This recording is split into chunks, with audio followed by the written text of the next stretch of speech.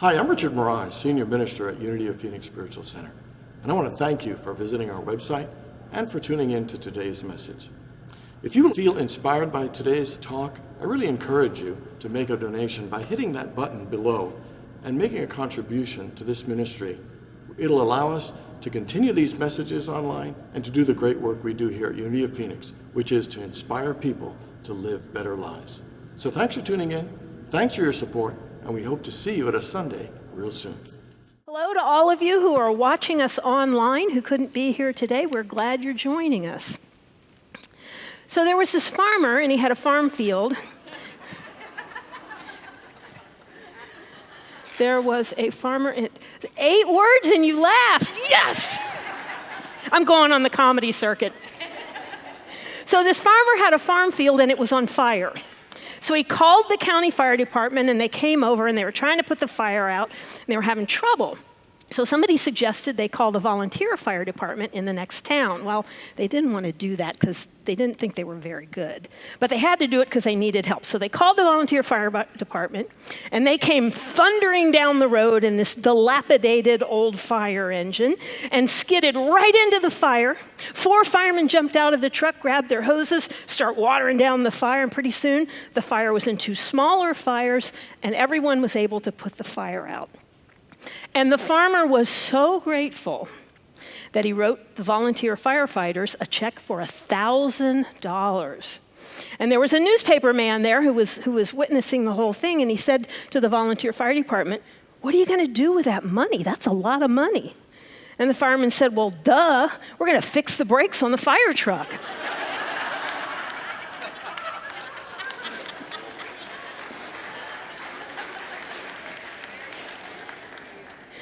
So the title of my talk today is The Spirit of Generosity, perfect for the upcoming holiday season, right? Thanksgiving and Christmas. I was in a couple stores over the weekend and the Christmas music has already started. Have you noticed that? Now, I love Christmas music until about the middle of December. And I love everything about Christmas. I love the decorations, I love the lights, I decorate my house. It takes 2 or 3 days to do it. But I love this Thanksgiving Christmas season because it's about getting together with people we love, it's about connecting, and it's about sharing. Look at nature. Nature is so generous. Every single oak tree every year produces thousands and thousands of acorns. If all those acorns grew into oak trees, we'd be covered with oak trees everywhere. But of course they don't. There's more than enough to reproduce the trees and to also feed the squirrels and the deer and the other animals that eat those acorns. Mother Nature is lavish and lush and abundant. Jesus said it this way, "It's God's good pleasure to give you the kingdom. Seek first God's kingdom and God's righteousness, and all things will be added unto you. Ask, and it shall be given." Did you know Jesus was a master teacher of prosperity? Just listen to those words. Because we live in an abundant universe. There was a little boy, and he was with his parents on Black Friday. You know, that's the day after Thanksgiving when all you crazy people go and fight over TVs and things. You will not see me in a store on Black Friday. I don't care. I don't care how big the deal is. Well, he's out shopping in the mall with his parents, and all of a sudden he jerks his hand out of his mother's, and he goes running for this man down the concourse, and he runs up to the man. The man has a long white beard, and he goes, "Santa, Santa, Santa, all I want for Christmas is a shiny yellow dump truck." Santa pats him on the head, and he smiles and walks away, and the parents catch up with the little boy, and they said, "What are you doing?" And he says, "Oh, I was just telling Santa all I want is a shiny yellow dump truck for Christmas." And the parents are like, "Okay, whatever." So Christmas Eve comes, there's a knock on the door, and the parents go and open the door, and there's the man with a long white beard, and in his hands, he has a shiny yellow dump truck. And the little boy comes running out, and he sees Santa, and he sees the dump truck, and he's like, "Oh, Santa, thank you so much." He grabs his leg, and he hugs him, and he says, "Thank you, thank you, thank you." And Santa presents him with the dump truck, and the little boy takes it into the family room and starts playing with it. Meanwhile, the parents are standing there with tears in their eyes, and they said, "Thank you, Rabbi."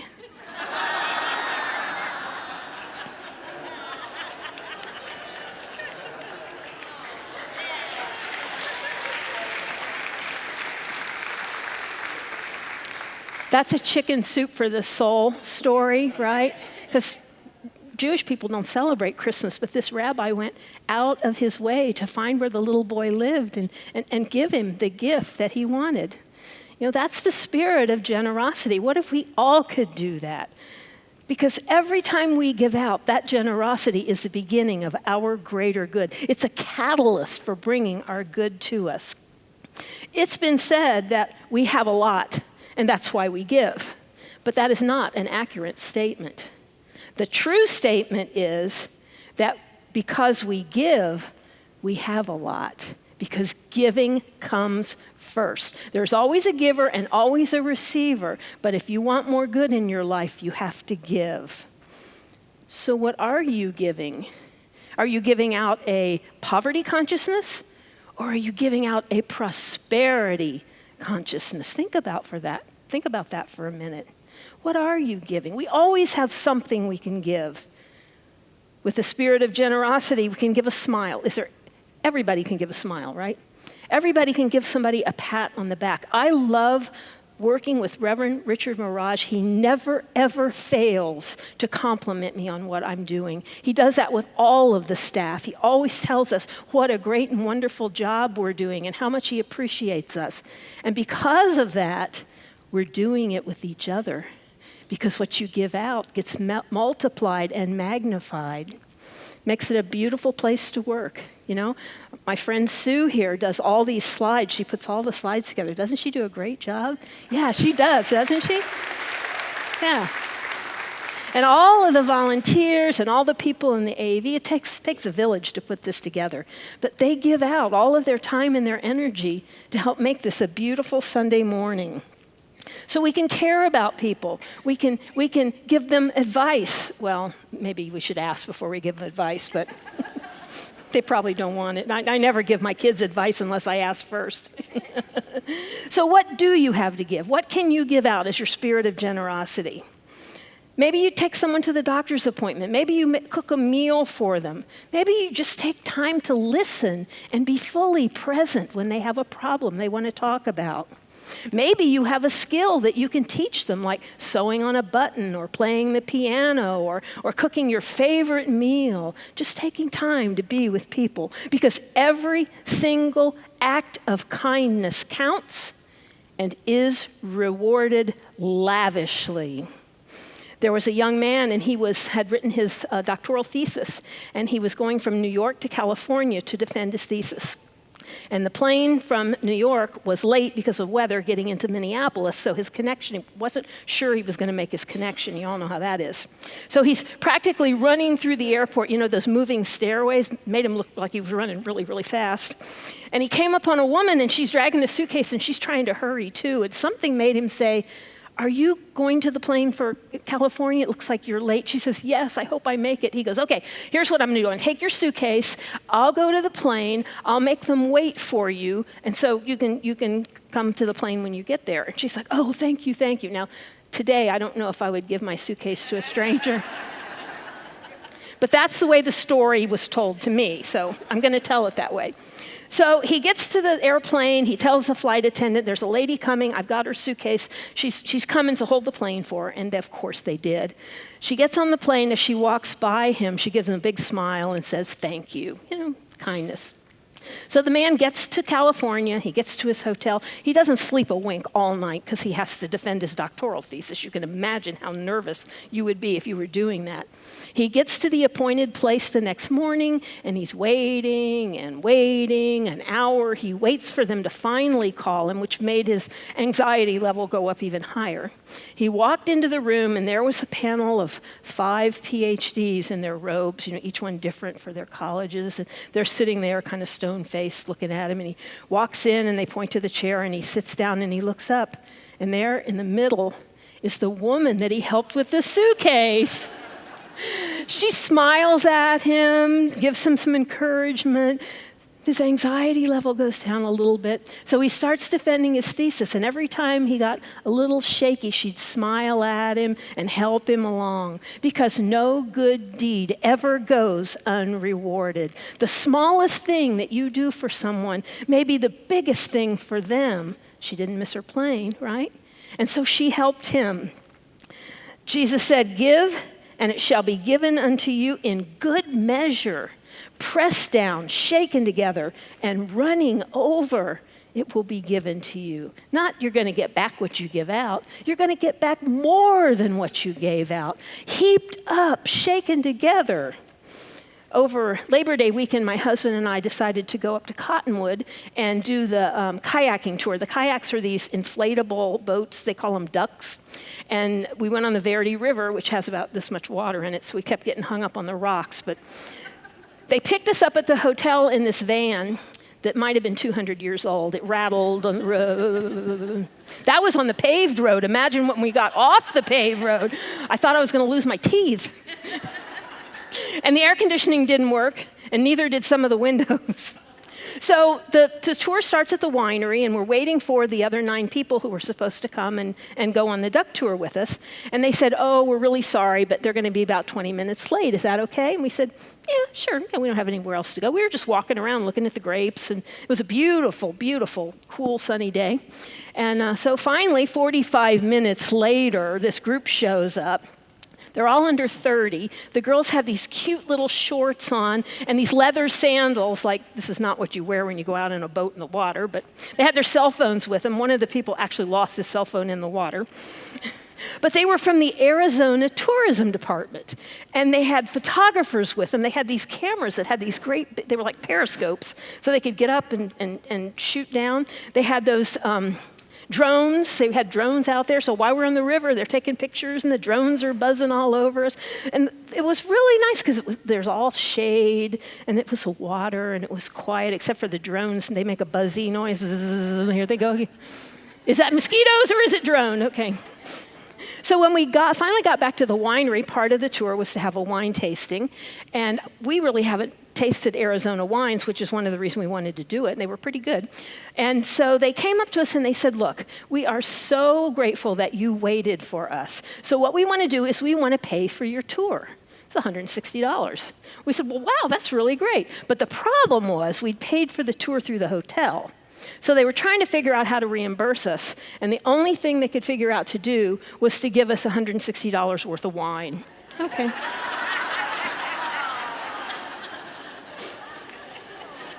Yeah. Who's going to say no to that? You can always give it away if you don't drink it, right? So I was telling the story to my hairdresser a couple of days later, and she stopped for a minute and she says, "So it really, really does pay to be kind and generous, doesn't it?" Yeah, it really, really does, because what you put out comes back to you. We live in this lavish, abundant universe where there's more than enough for everyone. So Jesus taught this way. He said, "To those who have, more will be given, and they will have abundance. But from those who do not have, not even what they have will be taken away." So people who have will get more, and people who don't have will lose what they had. That doesn't sound right, does it? Well, you know, Jesus taught in parables. It was a story that always had a twist at the end that you had to try and figure out what it really meant. And he explained to the disciples ahead of time what it meant so they could kind of share with the people. There's something missing in this verse, so I added it back. This is the Bible according to Lori. I may rewrite the whole thing, you know, in my spare time. To those who have a consciousness of abundance, more will be given, and they will have abundance. And to those who do not have a consciousness of abundance, even what they have will be taken away. The secret is what's in your consciousness, and you create your consciousness by what you're thinking about all day long. That's what comes back to you. In Matthew, it says, so the key to is the spirit of generosity, because what you give, you receive. In a different part of the Bible, he says it this way: "Give and it will be given to you. A good measure, pressed down, shaken together, running over, and it'll be put in your lap." You don't even have to go and get it. It's going to come to you. For the measure you give will be the measure you get back. So what are you giving out into the universe? Are you driving on the 101 and cutting off drivers and honking at them? Or are you saying, oh, they have their turn signal on, let me let you in, have a great day? When we give with the spirit of generosity, we develop this consciousness of receiving. Many years ago, I had a friend and she went to a prosperity class. And she was telling me that the first day that the teacher said that the homework was everybody had to go home and for 5 minutes a day, they had to imagine that they were a millionaire, what that would be like, you know. What would you do with the money? Where would you put it? What would you buy? What would you share? Well, she was having trouble with this. She was not getting any more prosperity. It wasn't working for her at all. So about the third week, she went to class. She's getting kind of down about it. And somebody handed her a book they'd promised to lend to her. She went home, she opened the book, and there in the book was one of those black and white paper copies of $1 million bill. So because she couldn't believe that she had $1 million, she manifested a fake $1 million. But think about that. If you have the consciousness that you're praying for $1,000, but you only have the consciousness to receive $100, you're only going to receive $100. And it's just as easy to imagine 1,000 or 1,000,000 as it is 100. You simply add zeros. So start with a spirit of generosity, become a giver, and then you will become a receiver. As you give, so you receive. Because giving and receiving are two sides of the same coin. Jesus said, whatever you ask for in prayer, believing you will receive. She didn't believe she could manifest that $1 million in her heart of hearts, so she did not receive a real $1 million. People ask me all the time, Lori, why aren't my prayers answered? I've been praying and praying and praying, and nothing ever seems to happen. What's wrong?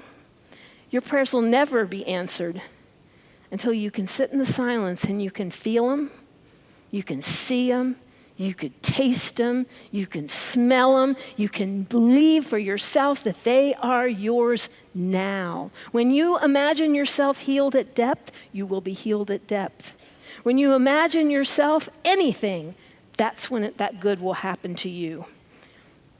You have to have the consciousness of what you're praying for. There was a little 8-year-old boy, and it was 2 weeks before Christmas, and he was running all over the place. He went next door, and he said, Miss Lucy, I'm getting a red, shiny bicycle for Christmas. And Miss Lucy said, well, that's wonderful, Billy.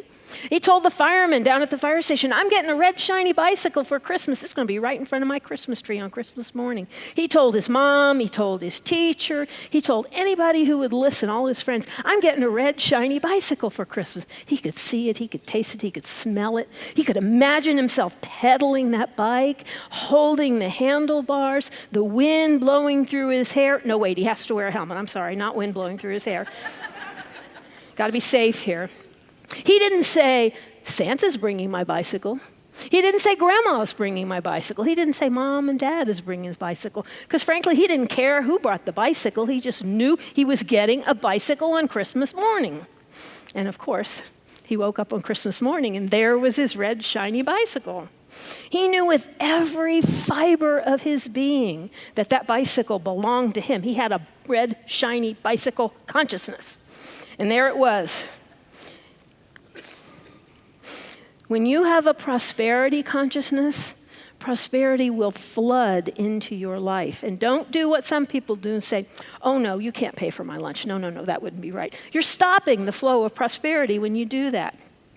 When you begin to believe that the universe has unlimited prosperity and abundance for you, when you believe that you have a loving God who wants you to share in all of this vast good, when you stop feeling guilty about expecting the best in life and begin to expect it unconditionally, that's when you will have the spirit of generosity and your prosperity will come flooding to you. You won't be able to stop it. You'll have to give it away because you'll have too much. Yeah. Okay. So I ran across this story in a little book while I was preparing this talk, and I've never heard this story before, and I've been in Unity 45 years. It's a story that a minister came to Unity Village, which is outside of Kansas City, back in the 30s when they were just getting started. And the minister stood up on the podium and he said, in my ministry, we never pass the offering plate. He said, we leave one in the back of the room, and anyone who wishes to give something, the plate's available, but I don't stress giving. And Charles Fillmore, co-founder of Unity, it says he walked up to the lectern, but if it had been me, I would have run up to the lectern. He said, Mr. Fillmore says, you may think and teach whatever you want in your own organization, but in this one, we believe in passing the plate because we know the laws of giving and receiving. Not only do we pass the plate in our meetings, but each plate is always filled to overflowing. Students of practical Christianity know to give so that they can prosper. Because when you give, you receive. That's the spirit of generosity. We have this divine birthright that we can demand our spiritual inheritance from our good and loving God, befitting the sons and daughters of the King that we truly are. Because God is the source of everything. Our body, mind, spirit, our employment, everything, all of our good comes from God. But when we go to God with this list of everything we want, but we're not practicing the spirit of generosity, that's why our prayers are not answered. That's why our good doesn't come to us. Some of us say, well, when I finally get something, then I'll be able to give. But it doesn't work that way. Every single person in this room has something right now that they can give. Your smile, your talent, a pat on the back, any of that is giving. If we work with the spiritual principle, we begin to seek more of everything. We'll get more money, more time, and more ability, and we'll be able to share all of that with the rest of humanity, all because we follow the spiritual principle of generosity. This is somewhere from the Old Testament where I saw it in a book. It didn't say, but I know it's Old Testament. Bring ye all the tithes into the storehouse and prove me now, said the Lord of hosts, if I will not open the windows of heaven and pour you out a blessing, that there shall be not enough room to receive it. Not enough room to receive it. That's how abundant God is. The human mind thinks that if we give things away that we'll become broke or we won't have enough. I think some of that comes from those of us who lived through the Depression and are children of people who lived through the Depression. You have to save everything. But when we begin to tithe of our time and our talent and our treasure, it becomes a commitment to having a working relationship and agreement with God the prosperous. And that leads to spiritual growth. We don't tithe just to get more money. We tithe so that we become a free and open channel for God to work through us to bring greater good into the world for ourselves and for each other. And we tithe to the source from which we're spiritually fed. The commitment to tithe leads to financial security, health, happiness, and success because we become partners with God. Many years ago, I heard my minister say, it was back in the 80s in Cincinnati, the minister was talking about when he first learned to tithe. He and his wife had just found Unity. He wasn't a minister yet. And the minister talked about tithing. And she said, I'm going to start tithing. And he said, I'm not going to start tithing. I don't believe that at all. So a month goes by. She's tithing 10% off the top. She gets a promotion and a really nice raise, so she gets to up her tithe. He's not tithing.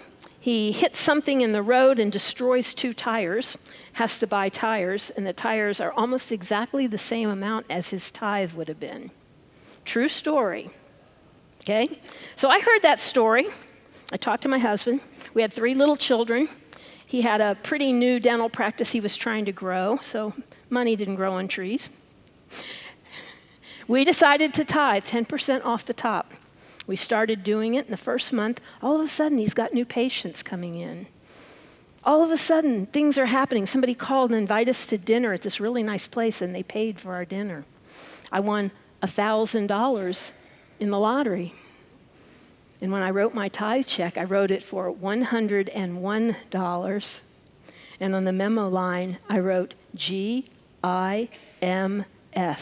God is my source. And we've continued to tithe today.